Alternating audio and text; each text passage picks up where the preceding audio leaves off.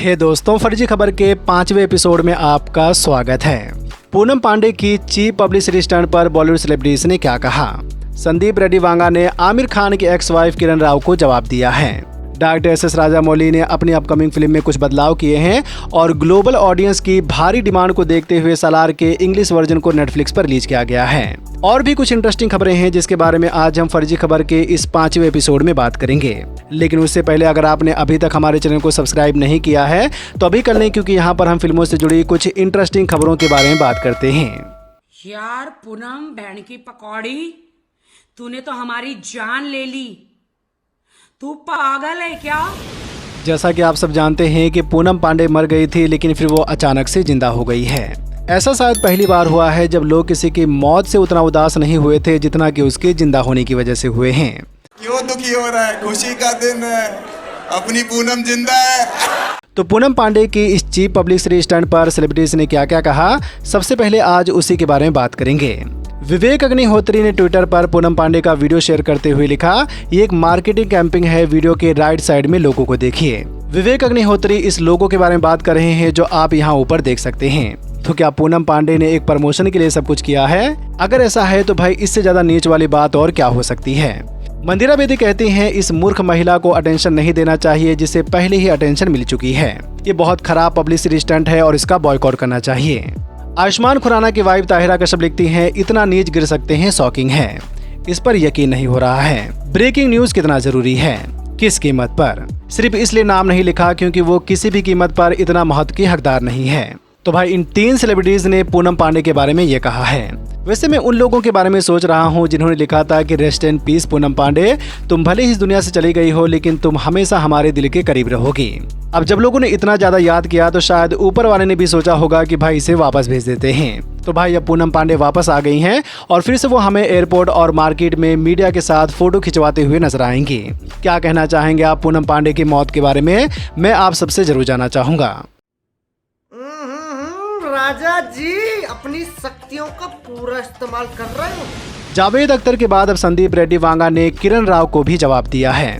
किरण राव ने पिछले साल एक इंटरव्यू में कहा था कि बाहुबली और कबीर सिंह जैसी फिल्में स्टॉकिंग को बढ़ावा देती हैं। संदीप रेड्डी वांगा ने किरण राव का नाम तो नहीं लिया है, लेकिन इसको लेकर उन्होंने उन्हें आमिर खान की फिल्मों की याद दिलाई है। दैनिक भास्कर से बात करते हुए संदीप रेड्डी वांगा कहते हैं, कुछ लोग समझ नहीं पाते हैं कि वो क्या कह रहे हैं। एक असिस्टेंट डायरेक्टर ने मुझे एक सुपरस्टार की दूसरी एक्स वाइफ का आर्टिकल दिखाया जिसमें वो कहती हैं कि बाहुबली और कबीर सिंह जैसी फिल्में लड़कियों के पीछा करने की भावना को बढ़ावा देती हैं। संदीप रेड्डी वांगा कहते हैं, मुझे लगता है कि वो पीछा करने और पास आने के बीच के फर्क को नहीं समझती हैं। मैं उस महिला से कहना चाहता हूं कि जाकर आमिर खान से खंबे जैसी खड़ी है गाने के बारे में पूछें वो क्या था। अगर आपको दिल फिल्म याद हो तो आमिर खान उसमें लगभग रेप करने की कोशिश करते हैं और उसके बाद उन्हें उसी लड़की से प्यार हो जाता है। वो सब क्या था? समझ नहीं आता कि वो बिना आसपास की जानकारी जुटाए बिना ही इस तरह का हमला क्यों करते हैं। तो मैं कहना चाहता हूँ कि उस औरत को कि जाके आमिर खान को पूछो कि खंबे जैसी खड़ी है लड़की या फुलझड़ी है, वो क्या था। मतलब ऑलमोस्ट रेप अटेम्प्ट तक लेके जाके उसका एहसास जताता है कि इसने गलत किया और उसको प्यार हो जाता है। संदीप रेड्डी वांगा के जवाब के बाद किरण राव ने उन्हें वापस रिप्लाई किया है। किरण कहती हैं, आमिर खान उन कुछ लोगों में से एक हैं जिन्होंने अपनी आपत्तिजनक फिल्मों के लिए महिलाओं से माफी मांगी है और संदीप रेड्डी वांगा को मिस्टर खान से सीधे एक आदमी की तरह बात करनी चाहिए। I mean, there are very few people who would actually look at their body of work and apologize.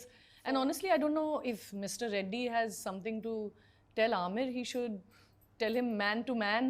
तो रिप्लाई देने का सिलसिला जारी है और अब देखते हैं कि इस पर संदीप रेड्डी वांगा क्या कहते हैं। जरूर कुछ ना कुछ कहेंगे क्योंकि भाई संदीप रेड्डी वांगा अच्छी तरह से जानते हैं कि किसको रिप्लाई देने से ज्यादा सुर्खियां मिलेंगी।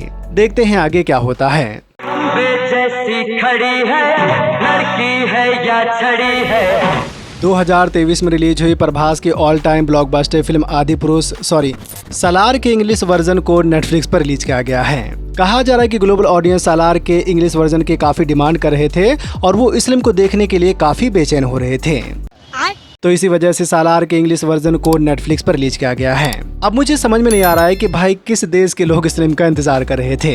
अगर हम पूरे ओवरसीज बॉक्स ऑफिस की बात करें जिसमें करीब 80% इंडियन ने ही फिल्म देखा होगा तो इस फिल्म ने ओवरसीज बॉक्स ऑफिस पर करीब 130 करोड़ की कमाई की है। हाँ, ये हो सकता है कि शायद मुझे 2-3 जीरो कम दिख रहे हो और इस फिल्म ने कुछ और कमाई की हो। तो शायद मुझे इसके ओवरसीज बॉक्स ऑफिस के बारे में नहीं पता है, लेकिन कहा जा रहा है कि ग्लोबल ऑडियंस की भारी डिमांड की वजह से इसके इंग्लिश वर्जन को रिलीज किया गया है। हिंदी ऑडियंस शायद उतना इंतजार नहीं कर रहे हैं और इसी वजह से अभी तक इसका हिंदी वर्जन नहीं आया है। या फिर ये भी हो सकता है कि सालार की टीम फिर से डंकी का इंतजार कर रही हो कि जब डंकी की OTT रिलीज कंफर्म होगी, हम भी उसी समय इसके हिंदी वर्जन को अनाउंस करेंगे। तो क्या कहना चाहेंगे आप सालार के इंग्लिश और हिंदी वर्जन के बारे में? मैं आप सबसे जरूर जानना चाहूंगा। भाई, मैं इधर ही हूं, सो जा।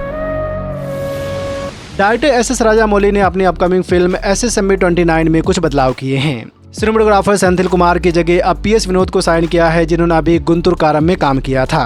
VFX सुपरवाइजर श्रीनिवासा मोहन की जगह अब कमल कन्नन को साइन किया है। वहीं एडिटर श्रीकर प्रसाद और प्रोडक्शन डिजाइनर सबू क्रिल को भी चेंज करने की बात हो रही है। कुछ लोग सोशल मीडिया पर लिख रहे हैं कि SS राजामौली को महेश बाबू के बारे में भी सोचना चाहिए। महेश बाबू को लेकर काफी लोगों की कंप्लेन रहती है कि वो हर एक फिल्मों में एक ही तरह के कैरेक्टर में नजर आते हैं। तो डायरेक्टर SS राजामौली को महेश बाबू के बारे में भी सोचना चाहिए। देखो, SS राजामौली कोई छोटे मोटे डायरेक्टर तो है नहीं कि उन्हें लीड हीरो को लेकर कोई गलती हो जाए। भाई, SS राजामौली ने अगर महेश बाबू को साइन किया है तो कुछ तो सोच समझ कर ही किया होगा। बात तो सही है। तो डायरेक्टर राजामौली ने SSMB 29 में कुछ बदलाव किए हैं। कलाकारों से जुड़ी अभी कोई अपडेट नहीं आई है, तो देखना होगा कि महेश बाबू के अलावा इस फिल्म में और किन किन कलाकारों को कास्ट किया जाता है। आमिर खान अपनी आने वाली फिल्म के बारे में कहते हैं कि उन्होंने फरवरी से ही सितारे ज़मीं पर फिल्म की शूटिंग स्टार्ट कर दी है। इस इंटरव्यू में आमिर खान से पूछा गया कि अब वो रोमांटिक फिल्में करेंगे या नहीं। आमिर खान कहते हैं कि इस उम्र में रोमांस थोड़ा मुश्किल है, लेकिन अगर वो उम्र के हिसाब से हो तो क्यों नहीं। मैं हर तरह का रोल करना चाहूंगा, लेकिन मैं 18 साल का नहीं बन सकता। तो भाई, आमिर खान ने अपनी अगली फिल्म की शूटिंग स्टार्ट कर दी है। ये वही फिल्म है जिसे 2018 में आई Spanish sports drama film champion से रीमेक किया जाएगा। मुझे समझ में नहीं आ रहा है कि भाई, जब आमिर खान की पिछली रीमेक फिल्म फ्लॉप हो गई थी तो फिर वो एक और रीमेक फिल्म क्यों कर रहे हैं। ना ही आजकल रीमेक फिल्में चल रही हैं और ना ही ड्रामा फिल्में। इस फिल्म का क्या होगा तो वो हमें आने वाले कुछ दिनों में पता चलेगा। क्या कहना चाहेंगे आप आमिर खान की इस रीमेक फिल्म के बारे में? मैं आप सबसे जरूर जानना चाहूंगा। फिल्म क्रिटिक्स अनुपमा चोपड़ा को तो आप सब जानते ही होंगे, पर ये बात बहुत कम लोग जानते हैं कि अनुपमा चोपड़ा डायरेक्टर विधु विनोद चोपड़ा की वाइफ हैं। तो विधु विनोद चोपड़ा कहते हैं कि उनकी पत्नी ने उन्हें सुझाव दिया था कि 12th फेल थिएटर में नहीं चल पाएगी और इसे OTT प्लेटफॉर्म पर रिलीज करना चाहिए, लेकिन डायरेक्टर विधु विनोद चोपड़ा ने रिस्क लिया और इसे थिएटर में रिलीज किया। और जैसा कि आप सब जानते हैं कि 12th फेल को बॉक्स ऑफिस पर काफी पसंद किया गया है। इस पर कंगना रनावत कहती हैं कि अनुपमा चोपड़ा फिल्म क्रिटिक्स के नाम पर एक कलंक है। वो जेलस है और वो अपनी उम्र से कम और यंग इंटेलिजेंट महिलाओं से जलती भी है। कंगना रनावत कहती हैं कि इसमें कोई हैरानी की बात नहीं है कि वो अपने पति से भी जलन रखती है, जिसके नाम और पैसों पर उसने अपनी वेबसाइट और अन्य छोटे बिजनेस बनाए हैं। ये थोड़ा मजेदार है। कंगना रनावत कहती हैं कि वो हमेशा अच्छी फिल्मों को लेकर बॉलीवुड के चुगली गैंग से बात करती है। भाई, अब मुझे समझ में नहीं आ रहा है कि मैं इस बारे में क्या कहूँ। ना ही कहूँ तो ज्यादा अच्छा है। कंट्रोल डायरेक्टर जेम्स कैमरून ने कहा है कि हम अवतार 5 की कहानी पर काम कर रहे हैं और हमारे पास अवतार 6 और 7 के लिए भी आइडिया है। यानी कि जेम्स कैमरून चाहें तो अवतार 6 और 7 भी आ सकती है। पर जैसा कि अवतार 1 के बाद अवतार 2 को आने में 13 साल लग गए और अब अवतार 2 के बाद अवतार 3 को आने में 3 साल लगेंगे, तो भाई अवतार 6 और 7 कब तक आएगी?